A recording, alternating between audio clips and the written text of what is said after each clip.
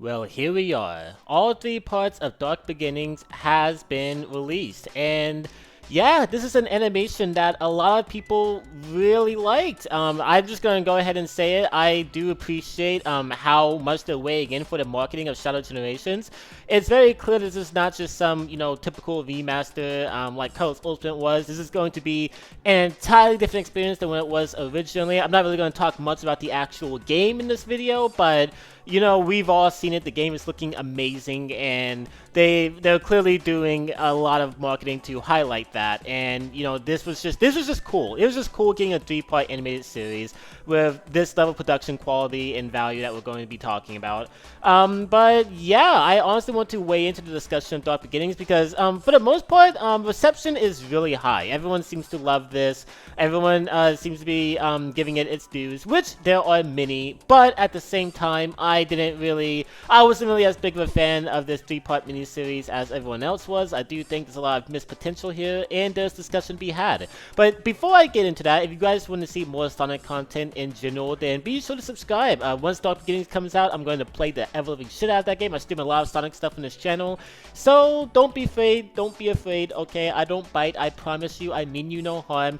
And yeah, without further ado, let's start talking about Dark Beginnings. So where do we start first? I think the obvious place is the animation because, wow. Oh my god, just look at what's on screen here. Like I said, the production value for this three-part animated series it's obvious that this is no Rise to the List or whatever the hell the animation was for Colors Ultimate. No, they be styling. Alright?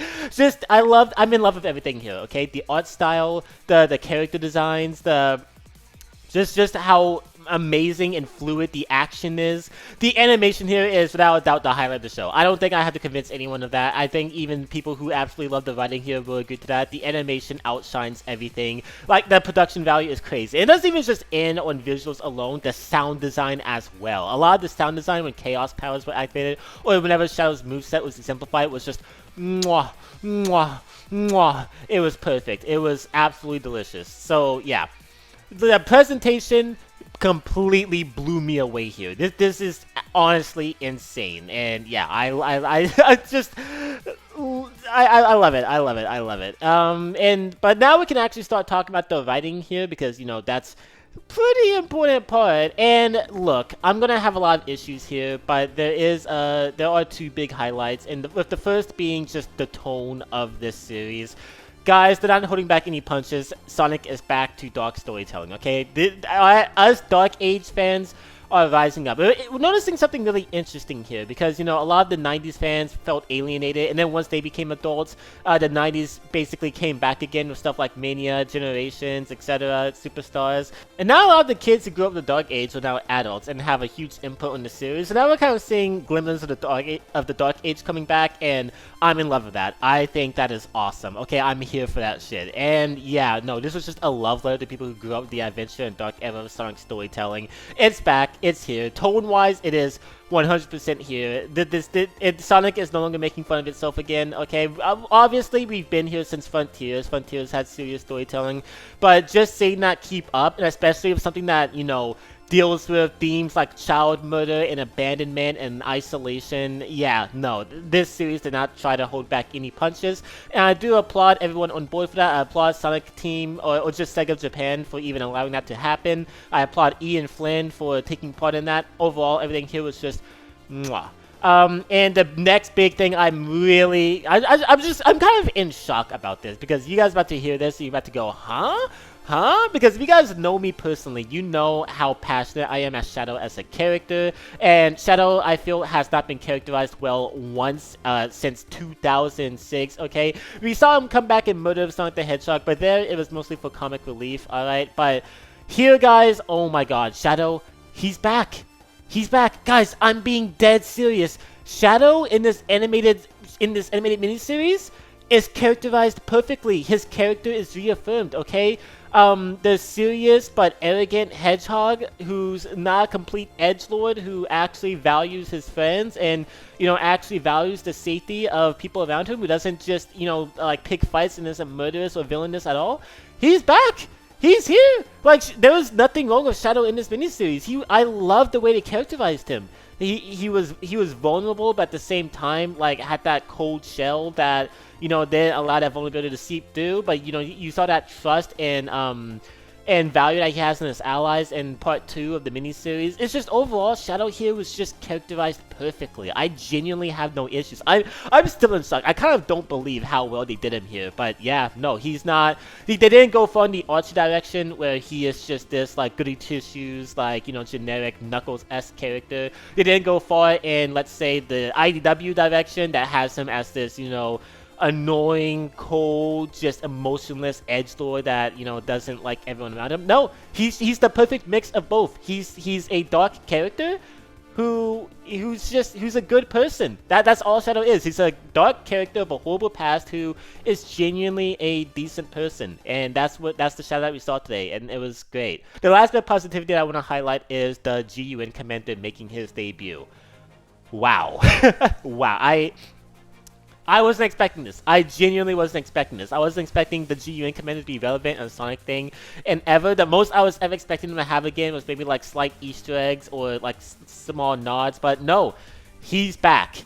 Okay, it's the Agent Stone clip. He's back! They actually brought back the commander. They actually gave him a canon name, which is the name that they gave him in Archie. Yeah, no, he's here. He's here. Abe Tower is here. And wow, I'm in shock. I'm just in shock. We actually heard him speak. There are some gripes I have with that I'll talk about in the negative section, which you guys probably are aware of. But for now, yeah, I'm just happy that he's a character again. So I'm genuinely really happy with a lot of stuff here. Like I said, this was a pretty decent animation miniseries from a positivity standpoint. But now here's the part where I have to get brutally negative. And if I had to choose whether I thought Dark Beginnings was good or bad, I would say I was mixed, but I am leaning towards negative here, guys. And I hate to be that party pooper, but here we go. So I'm just gonna start with the biggest issue of the entire like miniseries. Nothing happened. Nothing happened, alright? We start with part 1, where we, basically just, like, had a flashback with Shadow and Maria, and it was revealed to be the manipulation of Black Doom that Shadow expects to be on the arc. Part 2, he goes to Team Dark, and he's like, hey guys, I think there's some shit happening.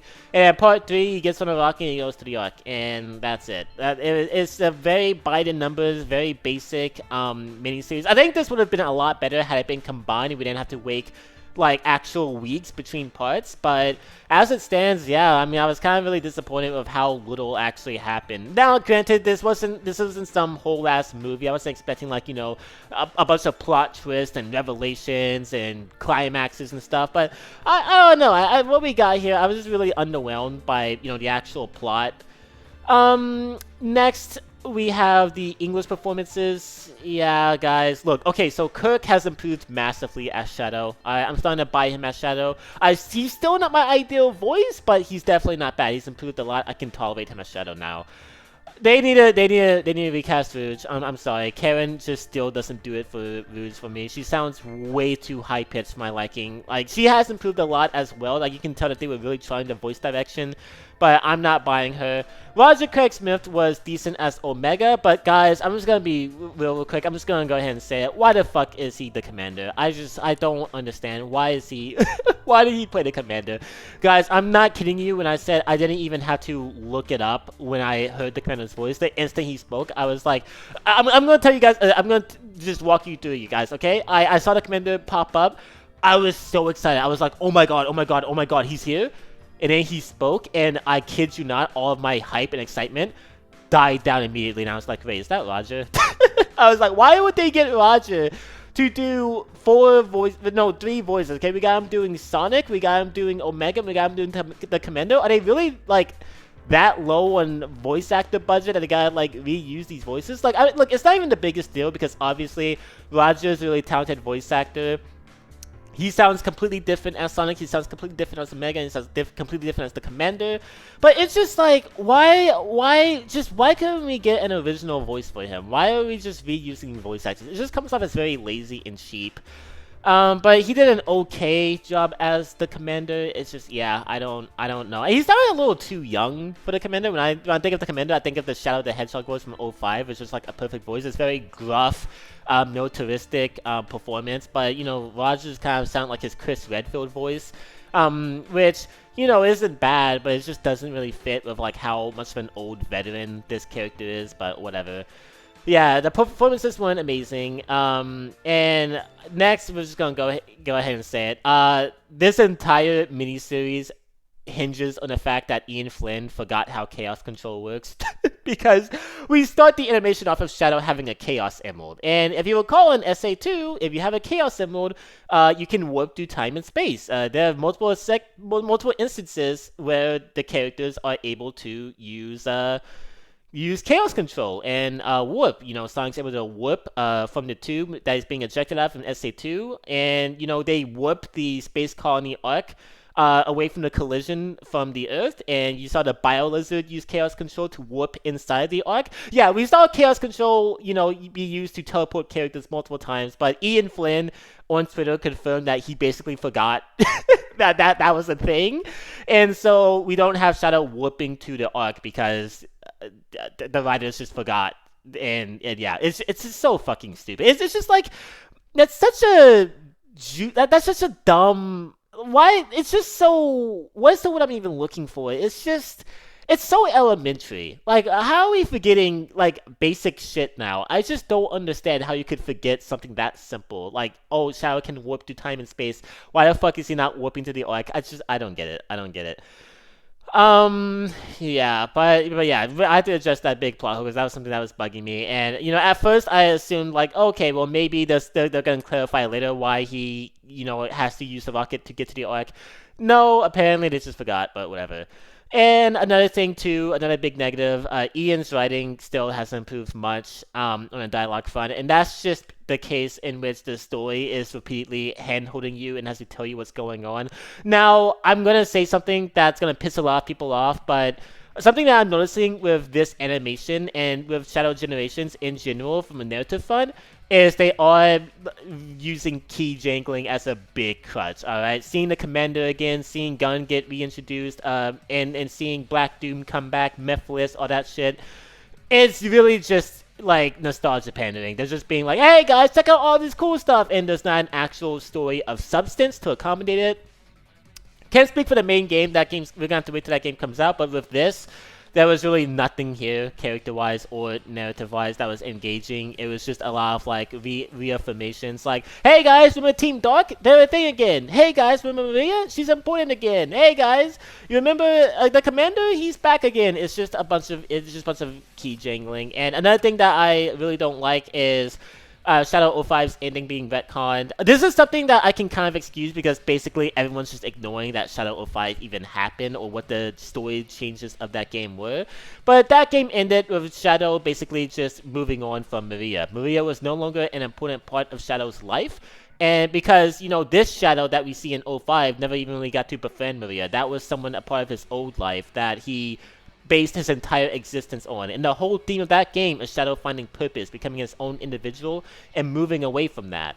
And it was a beautiful ending. It was a beautiful theme. It was beautiful character growth. And that was upheld in 06 onwards until the 2000s, until IDW, and now until here, where that is just no longer the case. Now Maria is fully a part that Shadow has traumatized, and it's a huge cut to his existence. And with this new story in Shadow Gens, that's gonna be a huge thing, and it's just gonna be And guys, let me tell you, at the end of part 3, when they had to beat you over the head to let you know that Maria was a thing, and she's really important to Shadow, and Shadow is sad about it. Like, you had all the characters just like talking about, man, sadly Maria is gone. Like, why? Like, it was just brought up like there's only one person Shadow would be able to listen to, and then the Commander, I swear, he's just like he might as well just turn to the camera and be like, oh yeah, Maria from SA2, and also from the flashback of the first part, who died in front of Shadow, who was very important. And then it transitions to Shadow in the rocket, and it's playing this sad,